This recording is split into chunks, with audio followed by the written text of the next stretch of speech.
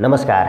बेलुकी 7 बजेको समाचारमा तपाईहरुलाई स्वागत छ। हामी प्रत्येक घण्टा विश्वमा नेपालमा के कस्ता घटना घटेका छन् त्यसको तातो अपडेट लिएर आउनेछौँ। आज पनि लिएर आइसकेका छौँ। सुरु गरौँ आजका समाचारहरू। समाजवादी पार्टीले सांसद सरिता गिरीलाई उनले संसदमा दर्ता गरेको संविधान संशोधन प्रस्ताव फिर्ता लिन निर्देशन दिएको छ। बुधबार पार्टी प्रमुख सचेतक उमा शंकर अर्गरियाले विज्ञप्ति सार्वजनिक गर्दै संशोधन प्रस्ताव फिर्ता लिन निर्देशन दिएका हुन्। विज्ञप्तिमा गिरीले उक्त प्रस्ताव फिर्ता नलिए कारबाही गर्ने चेतावनी समेत दिएको छ। सांसद गिरीले नेपालको संविधान दोस्रो संशोधन विधेयक खारेज गर्न माग गर्दै बुधबार संशोधन प्रस्ताव संसदमा दर्ता गरेकी थिइन्। गिरीको उक्त प्रस्तावको चौतर्फी विरोध भइरहेको बेला पार्टीले समेत उनलाई कारबाहीको चेतावनी दिएको हो। प्रतिनिधि सभाको मंगलबारको बैठकमा संविधान संशोधन विधेयकमाथिको सैद्धान्तिक छलफल भएको थियो। संसदमा सबै एक भएर पनि गिरीले पार्टी संसदीय दलको अनुमति बिना एकल रूपमा उक्त प्रस्ताव दर्ता गरेकी हुन्। उपरोक्त सम्बन्धमा संघीय संसदमा दर्ता भएको नेपालको संविधानको दोस्रो संशोधनमा तपाईको संसदीय दलको निर्देशन बिना मिति 2077 2 महिना 28 गते संशोधन हालेको हुँदा उक्त संशोधन तुरुन्त फिर्ता लिनुहुन निर्देशन गरिन्छ। विज्ञप्तिमा भनिएको छ, साथै निर्देशन पालना नगरेमा तपाईलाई पार्टीले कारबाही गर्न बाध्य हुने बेहोरा जानकारी गराइन्छ। विज्ञप्तिमा उल्लेख गरिएको छ। कृषि तथा पशुपन्छी विकास मन्त्री घनश्याम भुषालले पर्याप्त रूपमा बलियो नभएर कृषि क्षेत्रको विकास नभएको सन्देश गएको बताएका छन्। उनले बुधबार आफ्नो कार्ययोजना प्रस्तुत गर्दै कृषि क्षेत्रको विकास नहुनुको कारण पर्याप्त रूपमा बलियो नभएको भन्ने सन्देश गएको बताएका हुन्। हाम्रो कृषि विकासको इतिहासको एउटा टंकारो अनुभव के छ भने किसानलाई विकास दिन सक्ने गरी मन्त्रालयलाई बलियो बनाउन हामीले लामो समय खर्च गर्यौं, भुषालले भने। कृषिको विकास किन भएन भन्ने प्रश्नको उत्तर हामी पर्याप्त बलियो नभएर भन्ने दियौं। साधन स्रोत र कानुनले बलियो हुँदै गए पनि किसान र कृषि बलियो हुन नसकेको उनले बताएका छन्। बलियो सामाजिक आर्थिक जीवनमा नटेकेको लोकतन्त्र सधैँ खतरामा रहन्छ। नेपालको सामाजिक आर्थिक जीवनमा कृषि क्षेत्रको महत्त्व, कुल गार्हस्थ्य उत्पादनमा यसको योगदान र यसमा संलग्न आश्रित जनसङ्ख्याले बताउँछ, उनले भने। कृषि विकासका लागि मूलतः दुईवटा समस्या छन्। एकातिर यो सबैभन्दा दुःखको गाह्रो काम हो भने अर्कोतिर यो बचत नहुने वा असाध्यै कम बचत हुने क्षेत्र हो। बचत वा नाफाको झण्डाले अगाडिबाट डोराएन भने हाम्रा उदात्त भावनापूर्ण अपिलका प्रभावले यान्त्रिकरण आफै नहुँदो रहेछ, उनले भनेका छन्। उनले कृषिमा क्रान्तिकारी परिवर्तन गर्न कृषि कर्मबाट न्यूनतम बचत हुन्छ भन्ने प्रत्याभूति किसानलाई दिनुपर्ने बताएका छन्। उनका अनुसार कृषिमा अनुसन्धान, व्यवसायीकरण, बजारीकरण, रोगमुक्त पशुपालन, अर्गानिक कृषि, खाद्य तथा पोषण सुरक्षा र खाद्य स्वच्छता लगायतका सबै अवधारणालाई बचतले अगाडिबाट तान्दै लैजानेछ। युवा बेरोजगारी र वैदेशिक श्रम बजारमा हाम्रा नौजवानहरूको दारुण कथा सुनाएका छौं, मन्त्री भुषालले भने। यो नै त्यस्तो सन्देश हो जसले सुदूर मरुभूमि, खतरनाक र अपमानपूर्ण कार्यक्षेत्रमा रगत पसिना बगाइरहेका हाम्रा नौजवान छोराछोरीलाई भविष्यप्रति आश्वस्त पार्नेछ। काम सजिलो नभए पनि सरकारले बोक्नै पर्ने कार्यभार भएको उनको धारणा रहेको छ। बुधबार दिउँसो 2 बजेका लागि बोलाइएको मन्त्री परिषद बैठक सरेको छ। प्रतिनिधि सभा बैठकमा बजेटमाथिको छलफल लम्बिएपछि मन्त्री परिषद बैठक साँझ 5 बजेका लागि सरेको एक मन्त्रीले जानकारी दिएका छन्। आजको मन्त्री परिषद बैठकमा लकडाउनको मोडालिटीका विषयमा तयार भएको प्रस्तावमाथि छलफल हुने ती मन्त्रीको भनाइरहेको छ। केही बेर अघि प्रतिनिधि सभामा बोल्दै प्रधानमन्त्री केपी शर्मा ओलीले स्वयंले लकडाउनको मोडालिटी परिवर्तन गर्ने विषयमा निर्णय हुने जानकारी दिएका थिए। विश्वव्यापी महामारीका रूपमा फैलिएको कोरोना भाइरस कोभिड-19 संक्रमण र रोकथामका लागि 2076 चैत्र 11 देखि सुरु भएको लकडाउन जेठ 32 सम्म लम्बिएको छ। लकडाउन लम्बिँदै जाँदा विभिन्न क्षेत्रका व्यवसायीले विरोध सुरु गरेपछि सरकारले मोडालिटी माथि तयार भएका विभिन्न प्रस्तावमा छलफल सुरु गरेको हो। कतिपय ठाउँमा व्यवसायीले लकडाउन उल्लङ्घन गर्न थालेका छन्।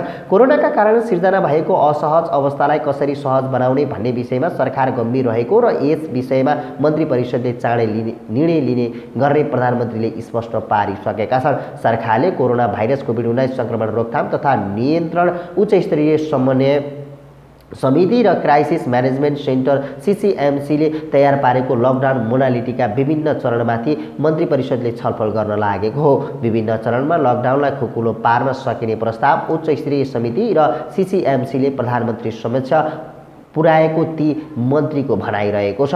सरकारले असार 1 गतेदेखि निजी क्षेत्रलाई सुरक्षित ढङ्गले सञ्चालन गर्न दिने र कृषि क्षेत्रलाई खुला गर्ने गरी तयारी गरेको छ। यो सँगै आन्तरिक उडानलाई सुरक्षित ढङ्गले खोल्ने र निश्चित प्रतिशत यात्रु राखेर मात्र सामाजिक दूरी कायम गर्दै सञ्चालन गर्नुपर्ने प्रस्ताव नयाँ मोडालिटीमा उल्लेख गरिएको छ।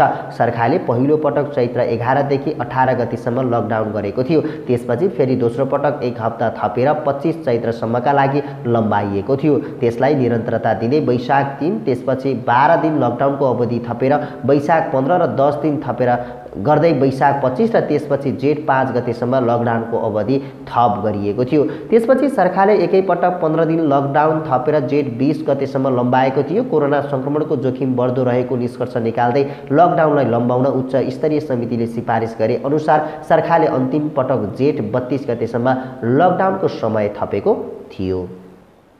प्रतिनिधि सभाले विनियोजित विधेयक 2077 लाई पारित गरेको छ। प्रतिनिधि सभाको बुधबारको बैठकमा सभामुख अग्निप्रसाद सापकोटाले उक्त विधेयक निर्णयार्थ प्रस्तुत गर्नुभएको सदनलाई बहुमतले पारित गरेको हो। यसअघि अर्थमन्त्री डाक्टर युवराज खतिवडाले बैठकमा उक्त विनियोजन विधेयक पारित गरियोस् भनी प्रस्ताव प्रस्तुत गरेका थिए। बैठकमा सभामुखले उक्त प्रस्ताव बहुमतले पारित भएको घोषणा गरेका हुन्। संवैधानिक व्यवस्था अनुसार अर्थमन्त्री डाक्टर खतिवडाले यही जेठ 15 गते संघीय संसदको संयुक्त सदनमा आगामी आर्थिक वर्ष 77-78 को राजस्व र व्ययको वार्षिक विवरण बजेट प्रस्तुत गरेका थिए। सरकारले आगामी आवाका लागि 14 खर्ब 74 करोड 64 लाख बजेट प्रस्तुत गरेको छ।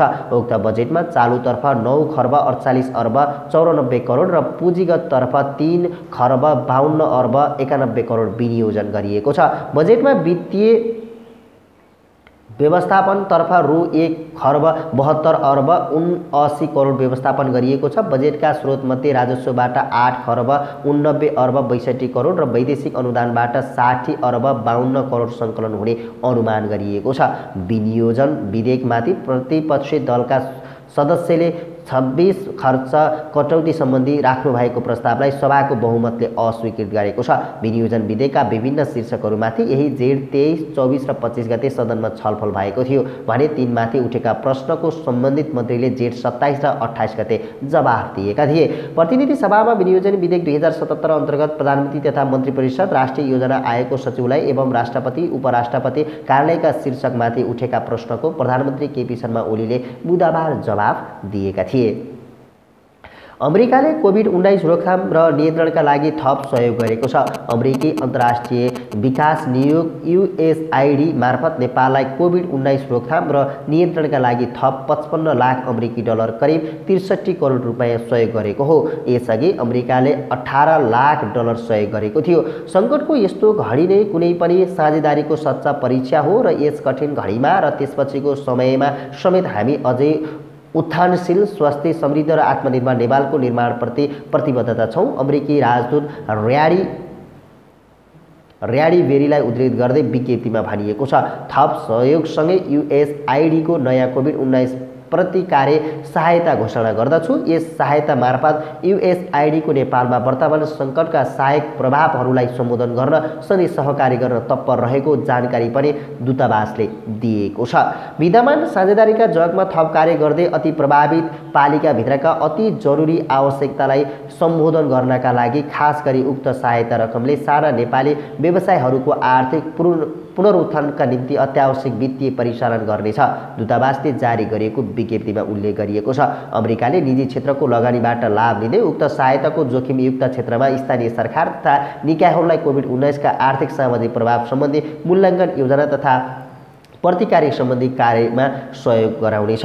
USAID स्थानीय स्तरमा जोखिम सञ्चार सञ्चालन, प्रयोगशाला प्रणालीको तयारी, केस पत्ता लगाउने कार्य तथा निगरानीको क्रियाशीलता र प्राविधिक विशेषज्ञहरूलाई प्रतिकारी तथा पूर्व तयारीका निम्ति सहयोगका लागि समेत स्वास्थ्य सहायता प्रदान गरेको जनाएको छ। अमेरिकाले नेपाल सरकारसँग 70 वर्षभन्दा लामो समयदेखि बलियो तथा सहकार्यमूलक साझेदारी गर्दै आएको छ र यस मार्फत नेपालका लागि कृषि, शिक्षा, स्वास्थ्य, शिक्षा तथा अन्य आर्थिक सामाजिक क्षेत्र क्षेत्रको विकासमा सहयोगार्थ 1 अर्ब 50 करोड डलर भन्दा बढीको सहायता उपलब्ध गराएको हो। विश्वव्यापी स्वास्थ्यको क्षेत्रमा दशकौंदेखि अमेरिका विश्वकै ठूलो द्विपक्षीय सहायता प्रदाताका रूपमा रहँदै आएको छ। सन् 2009 यता अमेरिकी करदाताले उदारतापूर्वक स्वास्थ्य सहायता स्वरूप 1 खर्ब डलर भन्दा बढी सहयोग र मानवीय सहायता स्वरूप झण्डै 70 अर्ब डलर उपलब्ध गराएका छन्।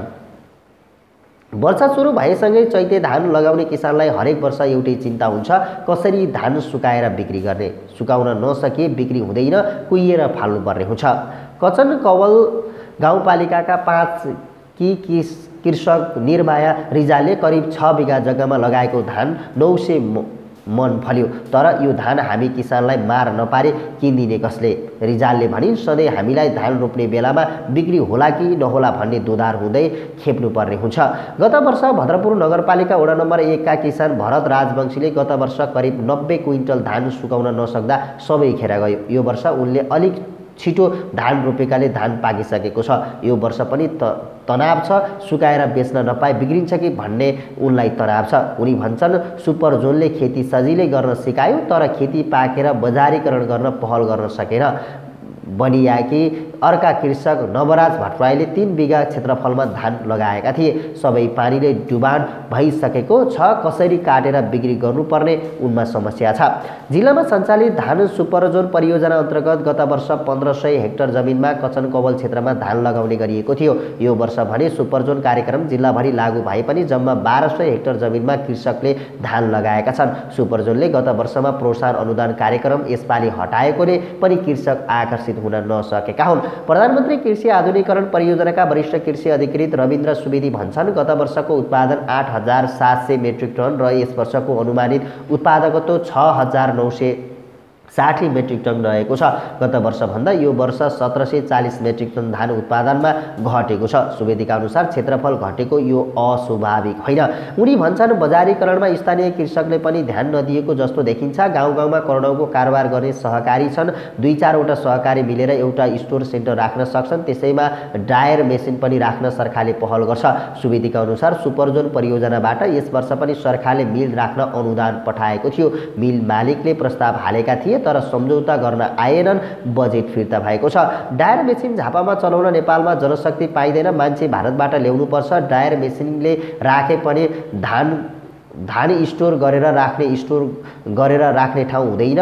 बर्खे धान्ने स्टोरमा खचाखच। मिल सञ्चालक एम बहादुर श्रेष्ठ भन्छन्, अनुदान मात्र दिएर भएन, त्यसमा चाहिने जनशक्ति मुख्य कुरा हो। नेपालमा मान्छे पाइँदैन, भारतबाट मजदुर ल्याएर चलाउनुपर्छ। कृषि ज्ञान केन्द्र झापाका अनुसार चैते धान जिल्लामा पहिला 21000 हेक्टरमा लगाउने गरिन्थ्यो। यो वर्ष भने 19800 हेक्टर क्षेत्रफलमा चैते धान लगाइएको छ। चैते धानको उचित मूल्य नपाउने भएका कारण धान खेतीतर्फ कृषकको आकर्षण घटेको छ। जिल्लामा बर्खे धान 84871 हेक्टर क्षेत्रफलमा लगाउने गरिएको जिल्ला कृषि ज्ञान केन्द्रका प्रमुख नीलकमल सिंहको जानकारी दिए। चैते धानमा मत्सर बढी भएको कारणले किसानले मूल्य पाएको छैनन्। विदेशमा काम गर्न गएका र कोभिड-19 को महामारीका कारण अप्ठ्यारोमा परेका नेपालीलाई नेपाल फिर्ता ल्याउन सरकारले अहिले प्रक्रियागत तरिका मोडालिटी तयार गरिरहेको बताएको छ। पर्यटन सचिव केदार बहादुर अधिकारीका अनुसार विदेशमा लाखौं नेपाली कार्यरत रहेकाले सबैलाई ल्याउने भन्दा पनि अप्ठ्यारोमा परेकालाई पहिलो चरणमा ल्याउने तयारी भइरहेको छ। त्यसपछिको परिस्थिति हेरेर पुनः विदेश स्थित नेपालमा ल्याउने वा नल्याउने टुङ्गो गरिने उनले जानकारी दिए। अलपत्र परेका नेपाली भित्राउने पक्कै हो, तर दैनिक 1-1 वटा जहाजबाट ल्याउने हो वा यति दिनमा ल्याइसक्नु पर्ने भन्ने गरी कार्यतालिका बनाएर ल्याइने हो भन्नेमा छलफल भइरहेको छ। हामी चाँडै नै टुङ्गोमा पुगेर छिट्टै नेपाल भित्राउन सुरु गरिनेछ, सचिव अधिकारीले भनेका छन्। यस्तै नेपाल जहाज प्रयोग गर्ने कि भन्नेमा पर्यटन मन्त्रालय सकारात्मक रहेको भए पनि सम्बन्धित दूतावासले पनि आफ्नै जहाज प्रयोगका लागि प्रस्ताव गर्न सक्ने हुँदा के गर्ने भन्नेमा अन्यल रहेको बताएको छ। जहाज छनौटका सम्बन्धमा पनि प्राविधिक कठिनाइ रहेकाले मन्त्रालय छलफलमा जुटिरहेको अधिकारीहरूले जानकारी दिएका छन्। सरकारको निर्णय पाउने बित्तिकै उडानका लागि नेपाल उड्डयन प्राधिकरण तथा त्रिभुवन अन्तर्राष्ट्रिय विमानस्थल दुवै निकाय नै तयारी अवस्थामा रहेको प्राधिकरणका प्रवक्ता राजकुमार छेत्रीले जानकारी दिए। दैनिक 10 वटा उडानसम्म गर्न सक्ने गरी विमानस्थल तयार रहेको उनले बताए। हामीले कोभिड-19 को सम्भावित जोखिमलाई न्यूनीकरण गर्ने गरी सामाजिक दूरी कायम गर्दै तोकिएका सबै सुरक्षा मापदण्ड प्रयोग गर्न सक्षम छौँ। अब सरकारले निर्देशन कुरिरहेका छौँ, छेत्रीको भनाइरहेको छ। यस्तै नेपाली ध्वजावाहक नेपाल वायु सेवा निगम पनि सरकारले अवसर दिन नेपाली भित्राउन सक्षम रहेको अध्यक्ष सुशील घिमिरेले जानकारी दिए। राष्ट्रिय ध्वजावाहक पनि हो र अन्तर्राष्ट्रिय उडानको क्षमतामा पनि राख्ने हुँदा नेपाल भित्राउन नेपाल एयरलाइन्सको जहाज प्रयोग गर्न सरकारलाई भनिरहेको घिमिरेले बताएका छन्। पर्यटन मन्त्रालयले यसमा काम गरिरहेकाले अहिले नै यकिन भन्न नसकिने उनको भनाइरहेको छ। उडान दर रेटको सम्बन्धमा भने यो चार्टर उडान नभई रिप्याट्रिएसन उडान भएकाले साबिकको भन्दा झन्डै दोब्बर हवाई भाडा भने लिनुपर्ने अध्यक्ष घिमिरे बताउँछन्। गन्तव्य मुलुक जाँदा यहाँबाट खाली जहाजले जानुपर्ने भएकाले इन्धनको मूल्य लगायतका साबिकै जस्तो पर्ने हुँदा हवाई भाडा पनि साबिकको भन्दा झन्डै दोब्बर हुने उनको भनाइरहेको छ। निजी क्षेत्रको नेपाली एयरलाइन्स हिमालय एयरलाइन्स पनि सरकारको अनुमति पाए आफ्नै 4 वटा जहाजलाई पूर्ण क्षमतामा चलाउन तयार रहेको उपाध्यक्ष विजय श्रेष्ठले जानकारी दिएका छन्। निजी वा सरकारी भन्दा पनि नेपाली एयरलाइन्स अनुमति पाए एयरलाइन्स र नेपाल सरकारलाई उत्तिकै कर तिर्ने एयरलाइन्स भएकाले हिमालय एयरलाइन्स पनि उडानका लागि तयार रहेको उनले बताएका छन्। कोरोना भाइरस महामारी कोभिड-19 को सङ्कटसँग जुझ्न नेपाल र भारतको सहकारी गर्नुपर्नेमा जोड दिएको छ। सेन्टर फर डेमोक्रेसी एन्ड डेभलपमेन्ट्सद्वारा आयोजित कोभिड-19 पछिको आर्थिक सामाजिक अवस्था र नेपाल भारत सहकारीका सम्बन्धमा आयोजित वेबिनारमा भारतीय जनता पार्टीका प्रवक्ता आर्थिक मामिलाले भारतमा कोभिड-19 को सक्रिय केस र निको हुनेहरूको सङ्ख्या बराबर हुन थालेको भन्दै यो ग्राफ ओह्रालो लागेसँगै स्वास्थ्य मापदण्डसहित आर्थिक गतिविधि खुला गर्न लागि बताएका छन्। प्रधानमन्त्री नरेन्द्र मोदीको आत्मनिर्भर भारत योजना अन्तर्गत 6 महिनादेखि 2 वर्षभित्र सबै प्रभावित क्षेत्रहरूको पुनरुत्थान गरिने उनले बताएका छन्। आपूर्ति प्रणाली चुस्त राख्ने, मार्ग सिर्जना नगर्नेदेखि मुलुकमा उत्पादन बढाउने र रोजगारी सिर्जना गर्ने कामलाई प्राथमिकता दिएको अग्रवालले बताएका छन्। भारत सरकारले पूर्वाधार विकास, प्रविधि, जनसाङ्ख्यिकी लाभ र माग सिर्जनाका माध्यमबाट अर्थतन्त्र पुनर्स्थापना गर्ने योजना अघि सारेको उनले बताएका छन्। साना मझौला उद्यमलाई तिग्राउने र तिनका लागि सहुलियत, कर्जा आपूर्ति श्रृङ्खलाको व्यवस्थापन तथा बजार मागमा जोड दिएको छ। अग्रवालले नेपालले भारतको आयुष्मान भारत योजना, साना मझौला उद्यमको पुनर्स्थापना, सिप विकास प्राधिकरण उपयोग जस्ता पहलबाट सिक्न सक्ने उनको भनाइ थियो। नेपाल र भारतबीच अद्वितीय र बहुआयामिक सम्बन्ध रहेको भन्दै अग्रवालले विद्यमान बहुपक्षीय चुनौतीहरूबाट मानव जीवन जोगाउन स्वास्थ्य सम्बन्धी सुरक्षा मापदण्ड तयार गरी लागू गरिएको भए पनि आर्थिक गतिविधि सुरु भएपछि त्यसबाट सङ्क्रमित केही बन्न सक्नेतर्फ पनि सरकार सचेत रहेको भनाइ थियो। कार्यक्रममा नेपाली काङ्ग्रेसकी नेत्री डाक्टर आरजु राणा देउवाले कोभिड-19 ले महिला हिंसा, मातृ शिशु मृत्युदर तथा रोजगारी गुम्ने समस्याले जोखिमयुक्त समुदायमा सङ्कटमा परेको भन्दै सरकारले जिम्मेवार भएर नागरिकको जीवन रक्षासँगै जोखिममा रहेकालाई संरक्षण गर्नुपर्नेमा जोड दिएकी थिइन्। उनले सरकारले कोभिड-19 को प्रतिकारमा अहिलेसम्म खर्च गरेको 10 अर्ब रुपैयाँ पारदर्शी नभएको भन्दै सरकारको गैर जिम्मेवारी सामाजिक क्षेत्र र मानव विकासमा अहिलेसम्म भएका उपलब्धि गुम्ने खतरा रहेको औँल्याएकी थिइन्। उनले नेपाल र भारतबीच बहुपक्षीय सम्बन्धको चर्चा गर्दै दुई देशबीच आपसी सहकार्य र वार्तामा जोड दिएकी हुन्। राष्ट्रिय योजना आयोगका पूर्व उपाध्यक्ष अर्थशास्त्री डाक्टर शङ्कर शर्माले नागरिकको जीवन रक्षाका लागि सङ्क्रमण निरोध र पहिचान तथा उपचार सम्बन्धी कार्यक्रमलाई प्रभावकारी ढङ्गले सम्बोधन गर्नुपर्ने भन्दै स्वास्थ्य सम्बन्धी प्रोटोकल लागू गरी आर्थिक गतिविधि नखुलाउने हो भने अब कोरोना भाइरसले भन्दा भोकमरी र गरिबीले मृत्यु हुनेको सङ्ख्या अधिक रहने बताएका छन्। डाक्टर शर्माले भारत दक्षिण एसियाको सबैभन्दा शक्तिशाली र आर्थिक हिसाबले उदयमान मुलुक भएकाले दक्षिण एसिया क्षेत्रमा सङ्कटसँग सामना गर्न र यस क्षेत्रका अर्थतन्त्रको पुनर्स्थापनाका लागि भारतले महत्त्वपूर्ण भूमिका हुने बताएका थिए। बेलुकी 7 बजेको समाचार अहिलेलाई यति नै। हामी पनि बिदा चाहन्छौँ। तपाईहरू भने सहाराबाटी टिभी हेर्दै गर्नुहोला। नमस्कार।